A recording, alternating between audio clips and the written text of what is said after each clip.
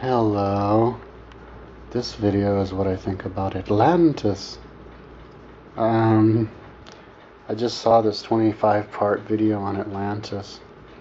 Can't remember by who it's from. You know what? I'll do this link on the side. And if I can't find it again, just type Atlantis and you'll get it. It's pretty interesting. It's really long and it's really good. They interviewed lots of channelers and people and all this kinds of stuff. It's pretty cool. But also, I'm talking basically what I hear from like Bashar also. So like, well, and everything else. I'm not going to go on to my sources because I'm already like a minute in. But Atlantis is kind of like the civilization that existed before our recorded civilization, and they I guess they had a central capital area, Atlantis, which was in the Bahamas. I'm pretty sure that in the Timaeus and the Critias, Plato said that his grandfather, I think his name was Critias, told him that his grandfather told him, and they got this information from the Bible from Egypt about Atlantis that existed 11,000 years before Plato. So Plato was about, what was Plato, 1,500 years ago? So we're talking 13,500 years ago. And it was beyond the Pillars of Hercules, which is Straits of Gibraltar, and it was an island that was, I think, 250 miles by 400 miles in size. And it sank, like the gods made it sink or something like this, because they had they attacked Athens, and they had a war with Athens, and Athens won. And so one interesting thing about that is that if you look at the Bahamas, the part of Bahamas including the Exumas, I think Andros Island, and around there. If you look at Bahamas, the main Bahamas Islands, and you look at all the water that's really light blue turquoise, if you take away that water, you're going to have an island exactly that size. It's 250 miles by 400 miles in size. Exactly what Plato says, so it's pretty trippy. And if you take the water level down just 30 feet, you're going to have an island because the water's only like 10 feet deep and all that. So, and it's shaped like a horseshoe. I think the western side of bounded on the eastern side by the Exuma Islands, and the western side Andros. So I think that's what Plato said, that it was actually shaped like a horseshoe because it had a big bay, and this is a giant bay. And so maybe that is Atlantis, and supposedly there have been lots of pyramids and stuff found there. Some guy on Coast to Coast was talking about that. I'll see if I can get the coordinates for what he says he found, because I'm going to be passing through there. But if you and he said there was circles within circles within circles, and that's where the capital city was.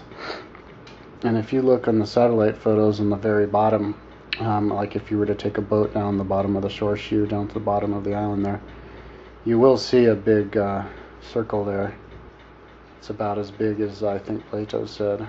So that's kind of interesting under the water. But anyways, the idea is that back around that time, we had a world civilization, and with lots of technology. I think a different kind of technology that we have now. I think there's lots of different ways to express technology, and we're just using one of them right now, oil.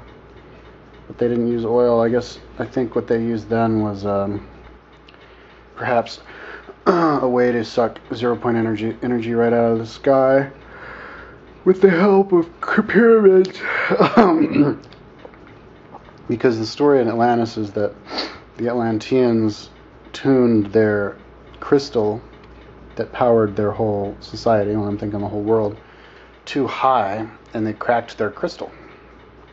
And if you look at the Great Pyramid in Giza, inside of it, all of those rocks, all those granite rocks are cracked.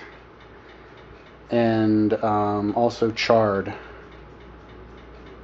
I mean, not charred, just cracked. And so apparently the Great Pyramid was cracked by something, some kind of heat force, and something that a earthquake couldn't do, I don't think. And the pyramid itself basically is a crystal, because the insides of the pyramid, all of the rocks in the king and queen's chamber, and all of the rocks above it, around it, are made out of granite, which has a lot of high amount of silicone in it, so it conducts very similar to a crystal. So the Great Pyramid actually is a crystal. And so the idea is that they figured out a way to. I think there's a guy called Richard Dunn or something, who actually made a thing by a pyramid in his backyard that actually powered something, and it's supposed to be So the idea is that the pyramid was a power plant, and it created power that could then communicate with other pyramids around the world and to create power to have some kind of zero-point power. But the idea is that in Atlantis, it was a world civilization. So you had cities in Tiwanaku, which is 30 miles to the west of La Paz, Bolivia, way up at like 13,000 feet, a few miles south of Lake Titicaca, and Baalbek in Lebanon, which has like 80-foot long rocks that weigh so big that we can even come close to budging with our strongest cranes. There was a stone fortress off the coast of Japan that's just under the water. The idea is that back then the water was actually lower.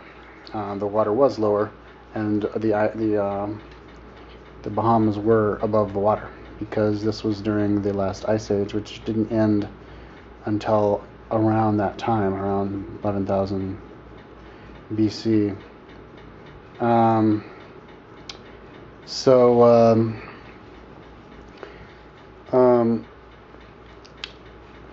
So basically, the idea is that Atlanteans had the whole world society that we had then.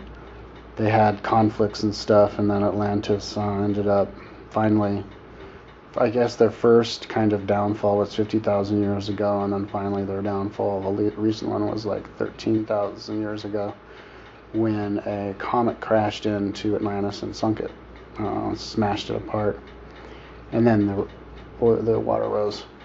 And we know that a comet fell then, because you can date it.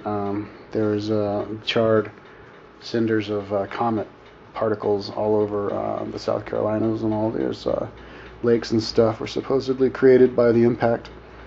So maybe the comet was an accident, or maybe the comet was actually a retrofitted comet turned into a spaceship that crashed into the Earth. But the idea of Atlantis is that it was the last time we had a civilization that almost, had peace and got to continue on to the next level of society, intergalactic type society. But we just got too, what Shar says is dualistic. We got too into one, oh man, I'm going to run out of time. We got too into one, maybe I'll just continue. We got too into one way of thinking.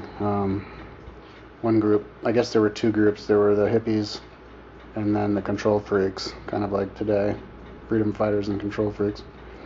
And according to, I think, Drunvalo, Melchizedek is reincarnationally the people who are the kind of warlord control freak types come from Mars, and they lived from Mars, but and then they reincarnated from there, but they didn't actually destroy Mars, because according to Bashar, Mars was destroyed just from another comet, just passed through and sucked